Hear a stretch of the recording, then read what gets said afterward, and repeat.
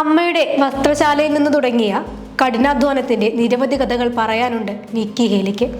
ഐക്യരാഷ്ട്രസഭയിലെ മുൻ US അംബാസഡറായ ഈ ഇന്ത്യൻ വംശജയുടെ ജീവിതം നിരവധി കനലുകൾ താണ്ടിയാണ് ലക്ഷ്യത്തിലെത്തിയത്. ചെറുപ്പത്തിൽ തന്നെ രാഷ്ട്രീയത്തിൽ പ്രവേശിച്ച നിക്കിക്ക് മുന്നിൽ നിരവധി അവസരങ്ങളുടെ വാതിൽ തുറന്നത് ചരിത്രം. 2004 അമേരിക്കയിലെ സൗത്ത് കരോലിന ഹൗസ് ഓഫ് റെപ്രസെന്റേറ്റീവായി 32-കാരിയായ ഒരു യുവതി രാഷ്ട്രീയത്തിലേക്ക് കാലെടുത്തു വെച്ചു. 2005 മുതൽ 2010 വരെ സൗത്ത് കരോലിന ജനപ്രതിനിധി സഭയിൽ 87ാം ഡിസ്ട്രിക്റ്റിനെ പ്രതിനിധീകരിക്കുന്നു. അവിടുന്ന് അങ്ങോട്ട് പച്ചപിടിച്ച രാഷ്ട്രീയ ജീവിതമായിരുന്നു നിമ്രത നിക്കി രന്ധാവ ഹേലിക്ക്. റെക്കോർഡുകൾ തകർത്തുകൊണ്ടാണ് നിക്കിയുടെ ആദ്യ വരവ്.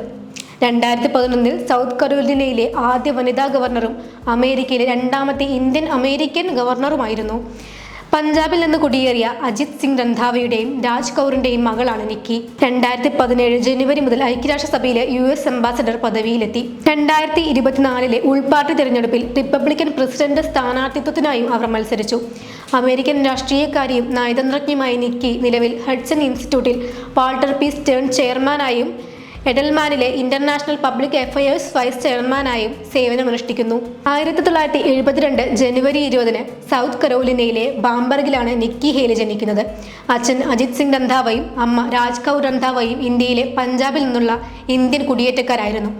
വംശീയമായും സാംസ്കാരികമായും ഒറ്റപ്പെട്ട ഒരു ചെറിയ സമൂഹത്തിലാണ് ഹേലി വളർന്നത്. പക്ഷേ കഠിനാധ്വാനവും വിദ്യാഭ്യാസവും അവൾക്ക് അവസരങ്ങളുടെ വാതിലുകൾ തുറക്കുമെന്ന് വാഗ്ദാനം ചെയ്തുകൊണ്ട് അവളുടെ മാതാപിതാക്കൾ അവളിൽ സ്ഥിരോത്സാഹം വളർത്തി.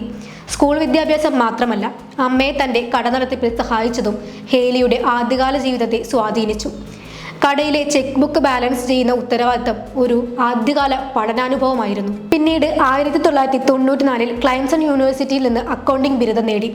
തുടർന്ന് പൊതുസേവനത്തിൽ പ്രവേശിക്കുന്നതിന് മുമ്പ് അവർ കുടുംബ ബിസിനസ്സിലേക്ക് മടങ്ങുകയും അതിനെ ഒരു $multi-million കമ്പനിയാക്കി മാറ്റാൻ സഹായിക്കുകയും ചെയ്തു. ഒരു ഗവർണർ എന്ന നിലയിൽ നിക്കി സാമ്പത്തിക വികസനത്തിലും വിദ്യാഭ്യാസ പരിഷ്കാരങ്ങളിലും നല്ല ശ്രദ്ധ കേന്ദ്രീകരിച്ചിരുന്നു. 2015 ചാൾസ്റ്റൺ പള്ളി വെടിവെപ്പിനിടെ സ്റ്റേറ്റ് ഹൗസ് ഗ്രൗണ്ടിൽ നിന്ന് കോൺഫെഡറേറ്റ് പതാക താഴെയിറക്കാനുള്ള ശ്രമത്തിന് നേതൃത്വം നൽകി. ഉത്തര കൊറിയയ്ക്കെതിരായ ഉപരോധം, ഇറാൻ ആണവ കരാറിനെ വിമർശിക്കൽ തുടങ്ങിയ പല വിഷയങ്ങളിലും അവർ ശക്തവും അചഞ്ചലവുമായ ശബ്ദമുയർത്തി. 2017 ഡിസംബറിൽ പ്രസിഡന്റ് ട്രംപ് സമ്മതമില്ലാതെ ഒരു സ്ത്രീയെ സ്പർശിച്ചു എന്ന വിവാദമുണ്ടായപ്പോൾ അപമാനിക്കപ്പെട്ടു എന്ന് തോന്നിയ ഏതൊരു സ്ത്രീക്കും സംസാരിക്കാൻ അവകാശമുണ്ടെന്നും അവരെ കേൾക്കണമെന്നുള്ള നിക്കി ഹേലിയുടെ പരാമർശം ഏറെ വിവാദമായിരുന്നു.